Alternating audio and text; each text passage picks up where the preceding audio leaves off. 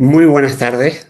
Es una alegría podernos encontrar hoy jueves 9 de abril en este espacio que tenemos como iglesia de estudio bíblico. Es una parada en la semana. Es una oportunidad para tomarnos el pulso como iglesia, tomar conciencia de lo que Dios está haciendo entre nosotros y por medio de nosotros también. Venimos de celebrar la resurrección de nuestro Señor Jesús, de lo que ha sido pues la Semana Santa, y en esta semana mismo pues venimos de cómo Dios está obrando en medio de nuestra familia, en nuestro trabajo, en nuestro lugar de estudio. Como iglesia hemos tenido ya oportunidad pues de encontrarnos en algún grupo de hogar, en el encuentro de oración de los martes, que están siendo tiempos de mucha bendición, en los que podemos orar unos por otros, por la iglesia, por nuestro país también, por la iglesia perseguida. Y vamos hacia el fin de semana, a encuentros de estudio bíblico de jóvenes, como hoy jueves, o Aventura Joven, mañana viernes. El sábado, pues tenemos la asamblea de iglesia para que podamos estar orando por ese tiempo, para que podamos participar de la misma y juntos, pues seguir avanzando como iglesia en la misericordia y en el amor del Señor. Me gustaría orar poniendo en sus manos la semana que estamos teniendo y lo que nos queda de la misma. Pues sí, Padre, te damos gracias, Señor, por ti, por tu amor, por tu bondad. Gracias, Señor, porque nos has permitido pues celebrar juntos el que has resucitado, el hecho de que vives. Nos lo has permitido proclamar de diferentes maneras, en los cultos de los domingos, de forma personal, allí donde tú nos tienes a cada uno, en medio del devocional personal y el tiempo en familia también, contigo, Padre, y ayúdanos a seguir viviendo conforme a esa realidad de que Jesús vive y vive de una manera real y real en nuestra vida también, Señor. Padre, seguimos poniendo esta semana en tus manos.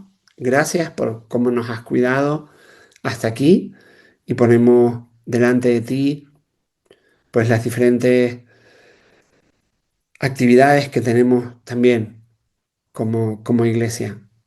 Mañana, pues Aventura Joven, los equipos de limpieza de esta semana, la asamblea, pues que tenemos el sábado, el domingo el culto y la comida de iglesia. Padre, sigue guiándonos, Señor, y permite que todos esos encuentros sean oportunidades para seguir creciendo en ti, para glorificarte, para ayudar a otros que te puedan conocer, Señor. Y como iglesia, seguir avanzando en tus propósitos, Señor. Te lo pedimos a ti en el nombre de Jesús. Amén. Venimos abordando en los estudios bíblicos, los últimos 6 estudios bíblicos, una serie sobre Romanos, que ha estado a cargo de Enrique Solana. Y la carta de Pablo a los romanos comienza de esta manera. Dice: Pablo, siervo de Jesús, llamado a ser apóstol, apartado para el Evangelio de Dios, que él ya había prometido por medio de sus profetas en las Santas Escrituras. Estoy leyendo capítulo 1 a partir del versículo 1 y en la Biblia de las Américas. Continúo la lectura ahora en el versículo 3, que dice: acerca de su Hijo, que nació de la descendencia de David, según la carne, y que fue declarado Hijo de Dios con poder, conforme al Espíritu de Santidad, por la resurrección de entre los muertos, nuestro Señor Jesucristo, por medio de quien hemos recibido la gracia y el apostolado para promover la obediencia a la fe entre todos los gentiles, por amor a su nombre, entre los cuales estáis también vosotros, llamados de Jesucristo. A todos los amados de Dios que están en Roma, llamados a ser santos, gracias a vosotros y paz de parte de Dios, nuestro Padre y del Señor Jesucristo. Y como podemos ver en estos primeros versículos, esta carta también está dirigida a nosotros, para que podamos seguir respondiendo su llamado a vivir en Jesús. Confío que estos estudios bíblicos hayan sido de bendición. Hoy tenemos la conclusión, que ahora en un momento la tendrá Enrique. Si no hemos tenido la oportunidad pues de seguir estos 6 estudios, pues sabemos que los tenemos en el canal de YouTube de la iglesia y podemos echarle un ojo. Podemos volverlos incluso a ver o a escuchar. Así que ahora vamos a darle paso a Enrique Solana. Pues sí, Padre, te damos gracias, Señor, por ti, por tu amor, por tu palabra. Señor, gracias, Padre, porque en tu misericordia ha llegado hasta nosotros hoy en día, Padre. Y gracias, Señor, porque ella también nos habla, Padre. Y ayúdanos a tener un corazón dispuesto a seguir escuchando tu palabra, Señor. Gracias por esta serie de estudios pues relacionados con la carta de Pablo a los romanos. Gracias por Enrique, que que lo ha podido preparar, Señor, y que ahora tú en esta noche lo vuelvas a usar, concluyendo pues esta serie de estudios, Señor. Nos ponemos en tus manos, en el nombre de Jesús. Amén. Esta tarde tenemos el último de los tiempos dedicado a estas meditaciones que se han realizado respecto a el plan de Dios y la salvación que hemos ido trabajando en diferentes jueves desde el mes de febrero. Y hoy terminamos con la recapitulación sobre los diferentes asuntos que hemos ido tratando. Hago un recordatorio: estuvimos viendo el Evangelio como poder de Dios a partir del libro de Romanos. Hemos apoyado toda la meditación en el libro de Romanos. Hemos hablado de la justificación, el salvo por fe, la justificación a través de la muerte de nuestro Señor Jesucristo. Un siguiente tema que hemos tratado ya en el mes de marzo sería cristiano salvo y caído. Hemos hablado acerca del Espíritu de Dios en nosotros y del amor como fruto del Espíritu Santo. Hoy simplemente vamos a hacer una pincelada general sobre los asuntos que hemos venido tocando y, cómo no, recomendarles pues una lectura detenida y más profunda de lo que es todo el libro de Romanos, porque él va a derramar múltiples enseñanzas que nuestro hermano el apóstol Pablo, por inspiración divina, eh, va a representar sus escritos, la cuarta parte en número de páginas del Nuevo Testamento. Presenta una visión global y una exposición sistemática del Evangelio que se predicó y con sus implicaciones de carácter práctico.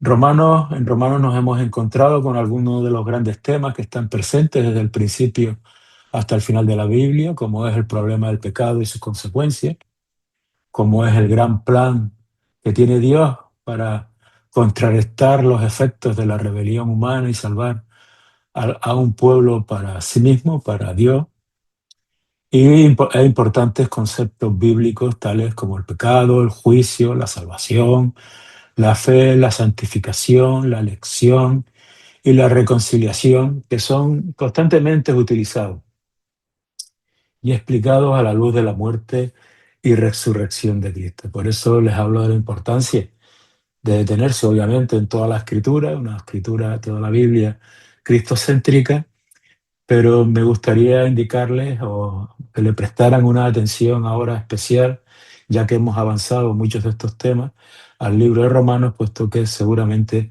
van a encontrar mucha edificación y van a encontrar mucha paz entendiendo algunos de los asuntos que nuestro Señor ha dispuesto para que nosotros podamos caminar en Él a través del poder de su Santo Espíritu. La epístola a Romanos, a modo de síntesis, representa una útil introducción al mensaje total de la Biblia, tanto del Antiguo como del Nuevo Testamento, porque Pablo arranca sintetizando todo el planteamiento de lo que es la escritura, todo lo que ha sido el plan de Dios a lo largo de toda la escritura, para luego ir, digamos, esponjándolo y abriéndolo para un mayor entendimiento por parte nuestra. Vemos cómo el libro de Romanos ha influido en muchísimos pensadores cristianos, muchos líderes cristianos, y es evidente que, como toda la escritura, tiene el poder de transformar vidas y de lograr grandes cosas para nuestro Señor.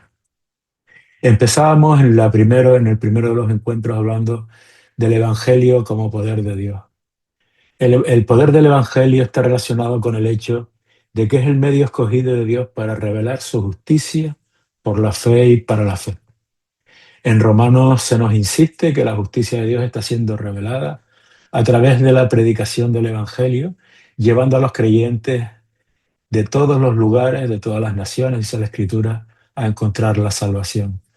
Pablo quiere dar a entender que una persona puede ser salva a través de las buenas obras, no puede ser salva, perdón, a través de las buenas obras, ni puede ganar vida eterna mediante un sistema de mérito.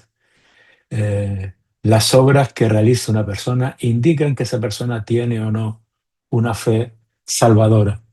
Como dice la Escritura, una fe sin obras es una fe muerta, pero esas obras son la consecuencia de la fe y no son las obras las que generan la fe.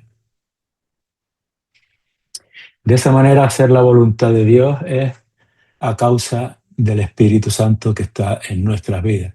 Por tanto, todas las obras que nosotros realizamos son por la intervención del Espíritu Santo en nuestras vidas, que son las que proceden de nuestra condición de fe, de haberle creído, de haber reconocido a Cristo como único y suficiente Salvador.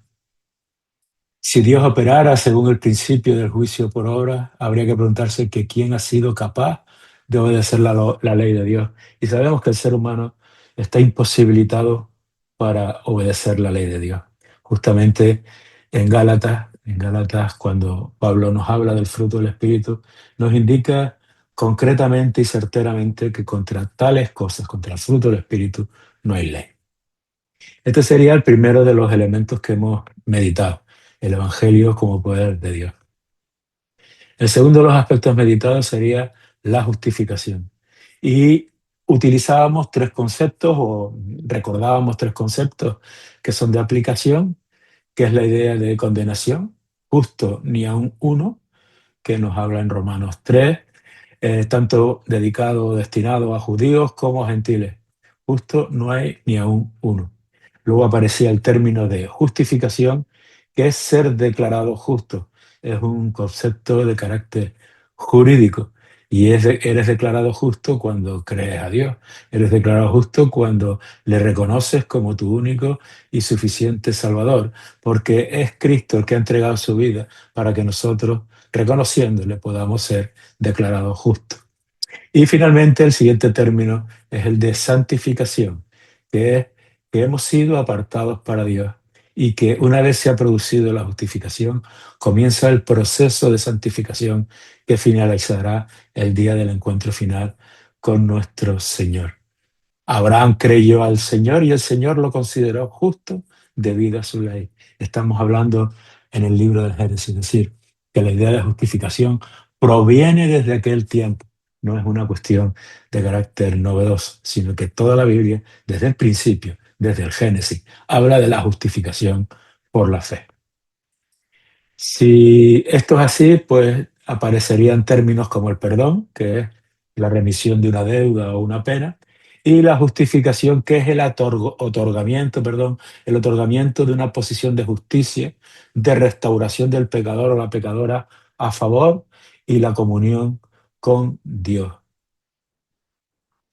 De esa manera se verifica pues la situación en que en Proverbios 17:15 se establece que lo que aborrece, lo que es detestable a nuestro Señor es absolver al culpable y condenar al inocente.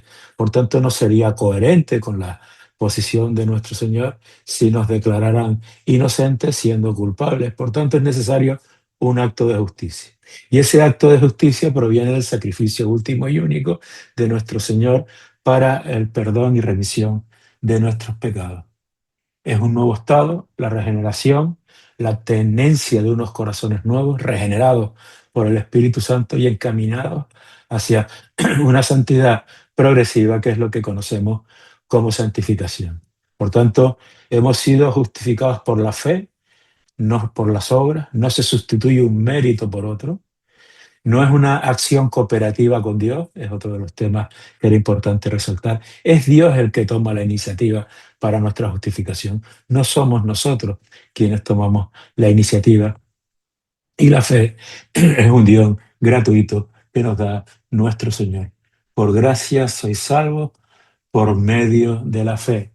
Y esto no de vosotros, pues es don de Dios, dice la Escritura en Efesios. En resumen, la iniciativa salvadora pertenece a Dios, es iniciativa suya. Nosotros no tomamos la iniciativa porque éramos pecadores, culpables e impotentes.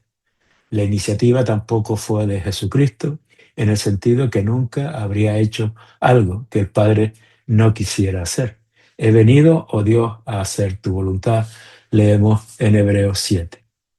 Es un favor gratuito y merecido. La gracia es de Dios, amando, inclinándose hacia abajo, inclinándose al miserable, teniendo misericordia, acudiendo a rescatar y entregándose generosamente a través de Jesucristo. Dios nos justifica mediante la redención y Cristo Jesús lo efectuó. Dios lo ofreció como sacrificio de expiación que se recibe por la fe en su sangre. Sangre que es la sangre de Cristo, que Cristo es Dios. Este Dios es justo y justifica a quienes tienen fe. Es Jesús, en Dios hecho hombre. La redención quiere decir que éramos esclavos en nuestros pecados y culpabilidad, imposibilitados para liberarnos, y es Jesús el que produce esa redención. Nos compró y nos sacó del cautiverio. Es un acto de propiciación, de expiación, donde se aplaca el enojo de Dios, la santa ira de Dios, que se debe a la maldad humana y la despierta el mal en él. Dios ofrece a Jesús como sacrificio de expiación y además Dios da a su Hijo para que muriera en nuestro lugar. Y Dios lo entrega para que seamos salvos, para darnos salvación. Por tanto, vamos a considerar cómo Abraham, que es el padre de todos los judíos y los gentiles, que además se desarrolla hablando del olivo, donde se injertan ramas del olivo silvestre, que somos los gentiles, y se quitan aquellas ramas que no han reconocido a Jesús como su único y suficiente Salvador. Es decir, somos todos pertenecientes al mismo árbol, al mismo olivo. Abraham es el padre de judíos y gentiles, aquellos que siguen a Cristo y le reconocen como único y suficiente Salvador. La circuncisión divide, la fe es la que une. Su fe viene primero y las obras, la circuncisión y la ley vinieron después. La circuncisión de Abraham se produjo como signo de su justificación, que se produjo antes. Y la ley vino después, 400 años más tarde, con Moisés. Por tanto, la justificación es algo que nace del acto de fe hacia nuestro Señor Jesucristo, de reconocerle como único y suficiente Salvador. Y esto genera un antagonismo que hemos tratado en el cuarto jueves, que le hemos titulado Cristiano salvo y cristiano caído, cristiano salvo y caído. Es decir, parecería contradictorio que el cristiano sea lo uno y su contrario, sin embargo está en sintonía de esa unión que existe con que existe solo en nuestro Señor, de la unión de la justicia y la misericordia que nosotros somos incapaces de ejercer. Somos caídos, pero estamos redimidos, hemos sido rescatados y sacados de la esclavitud del pecado por un precio, que es la muerte de nuestro Señor. La declaración de justo desde Levítico, con el sacrificio animal sustitutorio, prepara para el último y único sacrificio, que es Cristo. Por eso pensar en la posibilidad del rescate de un sistema sacrificial nuevamente, pues sería una situación que no parece que se pueda amoldar o acoplar a esto. Por una parte, somos un único pueblo, tanto gentiles como judíos, y el sacrificio fue último y único por parte de nuestro Señor Jesucristo. Por tanto, cualquier intento de trasladar esto, de situar esto en otra posición, justificado en la profecía, en las profecías muchas veces, pone en crisis todo el planteamiento del salvo por fe y el sacrificio de nuestro Señor. Por tanto, hay que ajustarse a lo que la coherencia de la palabra en la Biblia establece, que es el último y único sacrificio. No habrá un nuevo sistema sacrificial. Cuando se produce el bautismo, realmente hay dos realidades. De una parte, se está haciendo un acto público de lo que es el símbolo de nuestra fe, lo que es la demostración pública de nuestra fe. Pero ya se ha producido un encuentro personal con Dios. Y cuando se produce el acto del bautismo, también el que se bautiza percibe para sí mismo ese acto que le recuerda aquel momento o ese momento en el que entregó su vida y que hoy sigue junto a su Señor a través del poder de su Santo Espíritu. Somos injertados en la vida y la muerte de nuestro Señor. Esa unión depende de un pacto y no de un sentimiento que tengamos albergado respecto a este asunto. Así podemos lanzar un primer mensaje, que es que el Espíritu de Dios, el Espíritu Santo, nos permite ver un misterio, que es la unión a Cristo. Nuestra vieja naturaleza ha sido crucificada con Él y en esto no hay participación de nosotros. Es Dios quien nos hace partícipe de sus bienes. Un segundo mensaje sería que en los versículos anteriores al versículo 14 del capítulo 6, nos dice que hemos muerto al pecado, muerto con Cristo, bautizados en su muerte, unidos, injertados, dice la Reina Valera 60, en ese olivo que se menciona en Romanos 11, 16 y siguientes, injertados en él. Por tanto, es un solo pueblo y que además, referido tanto a hombres como a mujeres, el viejo hombre ha sido crucificado con la muerte de nuestro Señor Jesucristo. El antiguo yo ha muerto, fue ejecutado y el rebelde de nuestra naturaleza escondida está ahí. Tenemos una nueva naturaleza que está en Cristo, que está acoplada a nuestro Señor Jesucristo, que está injertada en nuestro Señor Jesucristo. Por tanto, el pecado ya no puede gobernar porque hemos cambiado de Señor. Hemos pasado del primer Adán al postrer Adán, que es Cristo. El primer Adán, que fue el que generó el pecado, al postrer Adán, que fue el que restauró esa situación pecadora.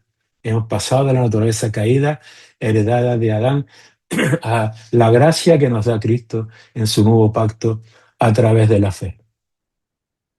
Y un tercer mensaje, es que en la unión con Cristo estamos vivos para Dios. Los creyentes morimos juntamente con Cristo y resucitamos con Él, también misteriosamente. Hemos resucitado con Cristo, que aunque mora en nosotros nuestras malas inclinaciones, introducen nuevos deseos a través de esta naturaleza caída.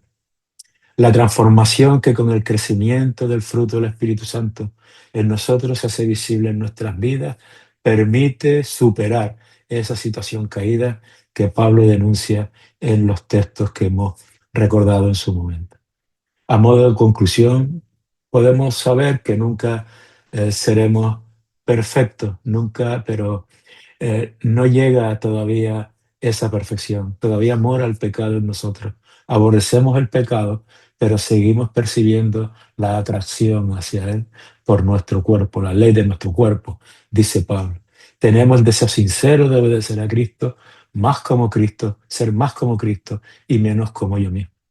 Es una lucha entre la carne y el espíritu. Es una lucha que continuará hasta el final de nuestros días o hasta nuestro encuentro con nuestro Señor en su segunda venida. Hay una lucha que continúa en nosotros para no pecar. Y cuando pecamos, cuando caemos, cuando somos vencidos por esa tentación, sentimos dolor y sentimos también vergüenza. Y esto nos lleva al arrepentimiento y a la fe. Por eso decimos que el cristiano vive continuamente en arrepentimiento y fe, porque cuando parece que hemos logrado superar una de esas situaciones caídas de la ley de nuestro cuerpo, se produce alguna otra que pueda llevarnos a producir ese, ese dolor y esa vergüenza. Y por eso volvemos al arrepentimiento y la fe en que nuestro Señor actuará para liberarnos de esa situación nos va a restaurar y nos va a llevar a la salvación, como siempre hemos comentado. El auténtico cristiano tiene deseo sincero de obedecer a Cristo. Tiene una lucha continua por no pecar. Y si peca, siente dolor por haberlo hecho y se arrepiente. Y tiene fe en que su Señor le levantará. Y así será. Y así lo percibirá. Y así notará como el Santo de Espíritu de Dios lo pone en marcha nuevamente con absoluta fe. Viviendo en continuo arrepentimiento y fe. Somos caídos, pero estamos redimidos. El siguiente de los aspectos que hemos tratado ha sido la cuestión del espíritu en nosotros. Hemos comentado ya en reiteradas ocasiones a lo largo de estas exposiciones cómo es el Espíritu de Dios el que posibilita que podamos cumplir toda la ley de Dios, porque contra tales cosas no hay ley. Y aquí hemos analizado en esta sesión que hemos titulado El Espíritu de Dios en nosotros, cómo es el poder del Espíritu Santo, cuál es el propósito del Espíritu Santo y cuál es la fuerza que da el Espíritu Santo. Para luego en el siguiente grupo hablar acerca del amor como fruto de este Espíritu Santo. ¿Cuál es el poder del Espíritu? El Espíritu trae una nueva ley, un nuevo Señor. Los que son guiados por el Espíritu están gobernados ahora por un Señor llamado la vida. Yo soy la resurrección y la vida, ha dicho este Señor, nuestro Señor. Ahora nosotros hemos sido llamados a la vida y no a la muerte, que es la consecuencia del pecado. El propósito del Espíritu Santo es que una vez liberados de la condenación y experimentada esta nueva vida liberadora en el Espíritu, hemos sido justificados a través de Cristo, es decir, somos considerados justos ante Él. La mente que está puesta en el Espíritu mira hacia atrás a la muerte de Jesús y también mira hacia adelante al día de la redención que se nos garantiza como vida eterna por la muerte de Cristo y por la llegada, segunda venida de nuestro Señor. La fuerza que da el Espíritu es ahora lo que al haber sido justificados a través de Cristo, a través de la fe, todas las obligaciones con respecto a la carne han sido eliminadas. Ya no tenemos ninguna obligación con nuestra carnalidad. Ya no tenemos ninguna deuda porque Cristo cumplió por nosotros los requerimientos de la ley. Si estuviéramos obligados a la carne, moriríamos, porque la paga del pecado, como hemos dicho, es muerte, mas Cristo nos ha liberado de la ley, del pecado y de la muerte. Y ahora vivimos esa nueva vida por el Espíritu, guiados por la esperanza de la vida que vendrá. Y de esa manera, en la última de las sesiones que hemos presentado, hemos visto cómo el amor es parte del fruto del Espíritu Santo y así actúa como lo que se llamaría amor en acción. La libertad y el amor significa que debe haber aceptación mutua, que actuamos frente a los otros con amor y que en ese acto glorificamos a nuestro Dios. Así se está presentando en el capítulo 14 y en el capítulo 15 del libro de Romanos. Aceptarnos mutuamente, se ponía el ejemplo que Pablo utilizaba sobre los fuertes y débiles en la fe y explicábamos de forma amplia qué significaba todo esto. Lo que se hace o deja de hacer debe ser en honor al Señor. Los cristianos vivimos para agradar a Cristo. Todos debemos comparecer ante el juicio de Dios, como se afirma en Isaías, y dar cuenta solos ante Él. Esa aceptación mutua quiere decir que, por tanto, el fuerte no se burle del débil en la fe porque tenga una serie de prejuicios, una serie de elementos de conciencia que le impiden realizar determinadas acciones o comer determinadas cosas o eh, pensar determinadas cuestiones relativas a su fe frente a los fuertes que tienen una posición de claridad en cuanto a la doctrina, en cuanto a los contenidos de la palabra, etcétera. Pero Pablo está emplazando que tiene que existir una aceptación mutua, tanto que los fuertes no obliguen a los débiles a alterar su conciencia, de tal manera que estarían pecando, porque se estarían rebelando contra su concepto de Dios, más que su concepto, su concepción de Dios y de la responsabilidad que ellos tienen frente a ella. Ni los débiles deben criticar a los fuertes porque son capaces de ejecutar acciones determinadas que ellos en su conciencia no harían. Por tanto, deben respetarse y aceptarse mutuamente para que el pueblo de Dios crezca y se edifique en paz. Y Dios irá dando a cada uno la porción que necesita para poder equilibrar esta situación. La exhortación a no juzgarse unos a otros implica una actuación con amor. Está dirigida a ambos, a los fuertes como a los débiles. Y resume hasta aquí el planteamiento de este capítulo. Aquellos que están seguros de su libertad en Cristo en cuanto a alimentos, bebida, observancia de ciertos días por su conducta, pero sabiendo que esto puede ser ruina espiritual de un hermano o una hermana más débil.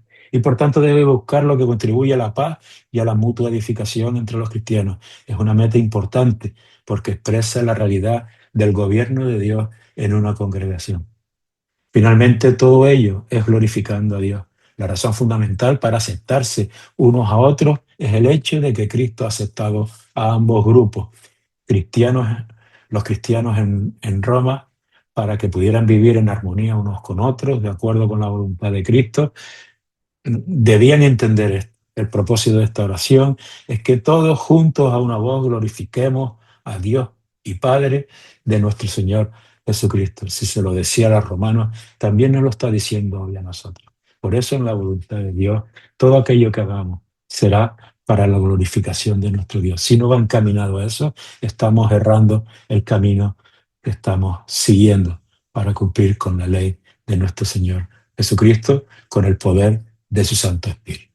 Y hasta aquí hemos terminado esta serie sobre el plan de Dios y la salvación y espero que haya sido de utilidad y me despido con ustedes deseándoles muchas bendiciones en los días que tengan por delante. En el nombre de nuestro Señor me despido aquí. Gracias, Quique, y que este estudio nos ayude a seguir caminando en el llamado que nos hace nuestro Señor Jesucristo a seguir caminando en Él, en amor, en gracia y en obediencia. A partir del próximo jueves comenzaremos una nueva serie acerca de la búsqueda de la santidad, que está basada en el libro con el mismo título, La búsqueda de la santidad de Jerry Bridge, y que los primeros 6 estudios estarán a cargo de Medel y Medina. Así que a partir de la próxima semana podemos empezar con esta nueva serie. Ahora pues damos gracias a Dios por el espacio que nos ha dado hoy, por esta oportunidad que nos ha dado como iglesia de volvernos a encontrar en medio de la semana y les deseamos que tengan un final de día muy bendecido. Que el Señor los guarde.